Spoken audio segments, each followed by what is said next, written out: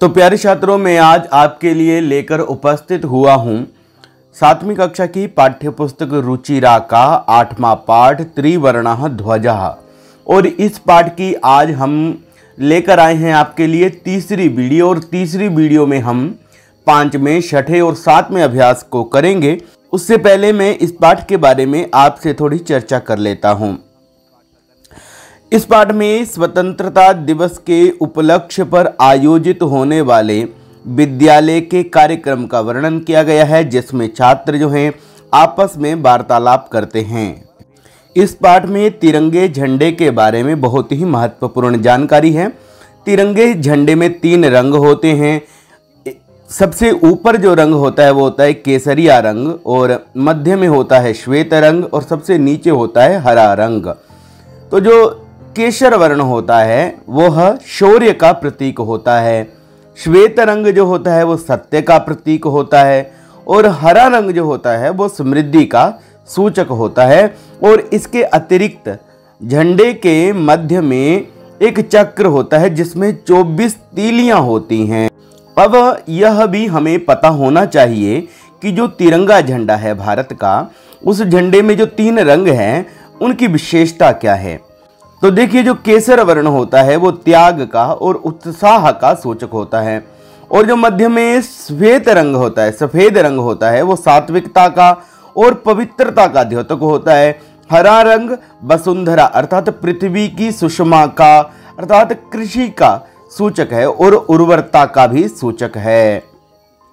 अब एक और महत्वपूर्ण बात मैं आपको बतलाता हूं। आपने देखा होगा कि ध्वज के मध्य में एक चक्र होता है। ये चक्र कहां से लिया गया है ये हमें पता होना चाहिए। यह चक्र वस्तुतः सारनाथ के अशोक स्तंभ से लिया गया है। कोई पूछ ले आपको तो क्या बताएंगे?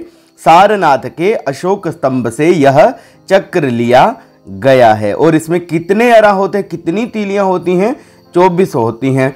और सबसे महत्वपूर्ण बात क्या है कि ये जो हमारा राष्ट्रीय ध्वज है, तिरंगा है, इसको कब स्वीकृति मिली थी? तो यह दिनांक भी आपको पता होनी चाहिए, 22 जुलाई 1947।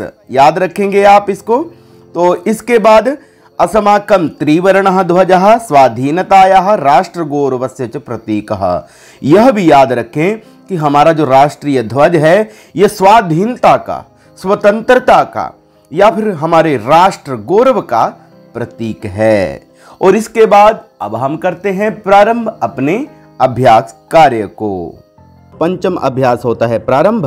अधोलिखित वाक्येषु रेखांकित पदानि आधृत्य प्रश्न निर्माणं कुरुत। आप देख रहे हैं कि यहाँ आपको दिया है क, ख, ग, घ। इन सभी में एक पद के नीचे क्या है? रेखा है। यहाँ पर रेखा है, यहाँ पर रेखा है, यहाँ पर रेखा है और यहाँ पर रेखा है।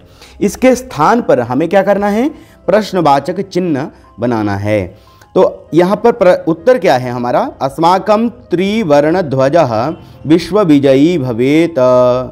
अस्माकं कः, ये क्या आ जाएगा इसकी जगह पर? यहाँ प्रश्न बनाएंगे तो क्या लिखेंगे? अस्माकं कः विश्व विजयी भवेत। हमारा कौन या क्या विश्व विजयी हो? तो उत्तर क्या होगा? त्रिवर्ण ध्वजः। और ख क्या है हमारा? स्वधर्मात् प्रमादम वयम न कुर्याम। तो यहाँ क्या लिखेंगे फिर हम? प्रमादम की जगह पर प्रश्नवाचक क्या होगा? किम। स्वधर्मात् किम वयम न कुर्यामः। तो यहाँ पर फिर क्या लिखेंगे? ऐसे देखिए, किम और हलंत लिखना है माँ को। और उसके बाद ग देखिए, एतत् सर्वम अस्माकं नेतॄणां सद्बुद्धेः सत्फलम। तो सद्बुद्धेः इसके स्थान पर हमें प्रश्नवाचक बनाना है। एतत् सर्वम अस्माकं नेतॄणां कस्य सत्फलम। या देखिए, बुद्धि शब्द है ना, बुद्धि शब्द क्या है? स्त्रीलिंग है। तो फिर हम प्रयुक्त करेंगे कस्याः सत्फलम। क्या लिखेंगे?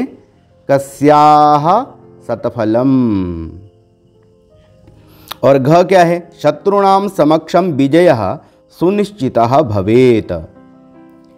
शत्रुणाम, तो किम शब्द से षष्ठी विभक्ति बहुवचन में हमें देखना पड़ेगा क्या बनेगा प्रश्नवाचक के लिए?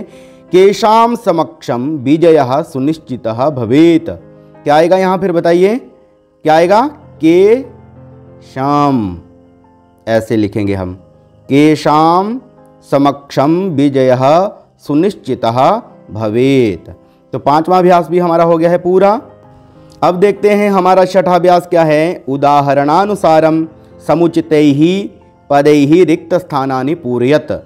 रिक्त स्थानों की हमें करनी है पूर्ति। जैसे यहाँ पर आपको उदाहरण भी दे रखा है, उसी तरीके से हमें भरना है। जैसे यहाँ देखिए, यथा में क्या दिया है, पट्टिका, षष्ठी विभक्ति में बनता है पट्टिकायाः, और द्विवचन में बनता है पट्टिकयोः, बहुवचन में बना पट्टिकानाम। तो ऐसे ही अग्निशिखा, अर्थात यहाँ पर जो शब्द हमें दिए गए हैं वो दिए हैं आकारांत, जिनके अंत में आ की ध्वनि आती है। तो अग्निशिखा शब्द सप्तमी विभक्ति में क्या बनेगा फिर बताइए, अग्निशिखायाम, लतायाम जैसे बनता है। और द्विवचन में क्या बनेगा, अग्निशिखयोः। देखिए अग्नि शब्द वैसे रहेगा, शिखा शब्द का जो आ है वो ख हो जाएगा, खा की जगह हो क्या हो जाएगा, ख, शिखयोः ऐसे बनेगा। और बहुवचन में क्या बनेगा फिर, अग्नि शिखा नाम, नाम जोड़ेंगे केवल, शिखा शब्द के साथ क्या जोड़ेंगे, नाम।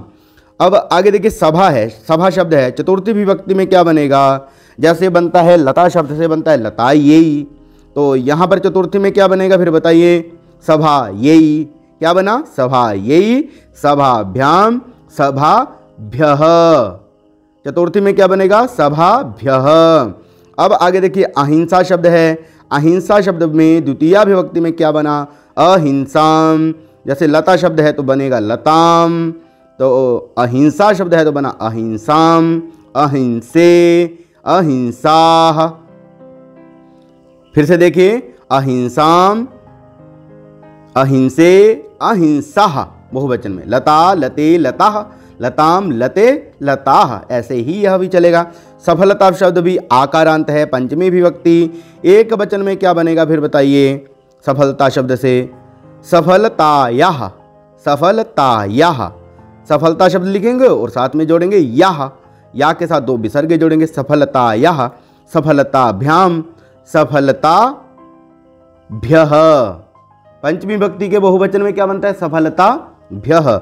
और देखिए अंतिम देखिए, सूचिका, अंत में ध्वनि आई आ, आकारांत है, स्त्रीलिंग है, तृतीय विभक्ति है। तृतीय विभक्ति में बनता है सूचिकया, लतया, रमया। ठीक है, तो यहाँ सूचिका शब्द था तो बन गया सूचिकया, सूचिकाभ्याम, सूचिकाभिः, सूचिकाभिः, ऐसे बन जाएगा। तो बिल्कुल आसान है, कोई घबराने की बात नहीं है। छठा अभ्यास भी हमारा हो गया है पूरा। तो आइए अब देखते हैं हमारा अंतिम अभ्यास, और अंतिम अभ्यास सातवां अभ्यास, समुचित मेलनम कृत्वा लिखत। समुचित मेलनम कृत्वा, अब मेलना है हमें पंक्तियों को, आगे पीछे पंक्तियां हैं। जैसे मान लीजिए यहाँ पर दिया है केशर वर्णः। अच्छा, जो केसरिया रंग होता है वो किस किस का प्रतीक होता है, केशर वर्णः शौर्यस्य त्यागस्य च सूचकः। उसके बाद हम आते हैं हरित वर्णः। हरित वर्ण जो होता है वो किस किस का सूचक होता है, सुषमायाः उर्वरतायाश्च सूचकः हरित वर्णः। अशोक चक्रम, जो हमारा अशोक चक्र है वह किसका प्रतीक है, किसका प्रतीक है, प्रगतेः न्यायस्य च प्रवर्तकम। जो हमारा अशोक चक्र है वो है प्रगति का और न्याय का प्रवर्तक है। उसके बाद देखिए त्रिवर्णः ध्वजः। त्रिवर्णः ध्वजः स्वाधीनतायाः राष्ट्रगौरवस्य च प्रतीकः। त्रिवर्णः ध्वजः स्वाधीनतायाः राष्ट्रगौरवस्य च प्रतीकः। उसके बाद जो सप्तम की जो हमारी अंतिम पंक्ति है वो क्या है, त्रिवर्ण ध्वजस्य स्वीकरणम। त्रिवर्ण ध्वज का अर्थात तिरंगे का जो स्वीकरण किया गया था, स्वीकार उसको किया गया था, कब किया था, 22 जुलाई 1947 तमे वर्षे जातम।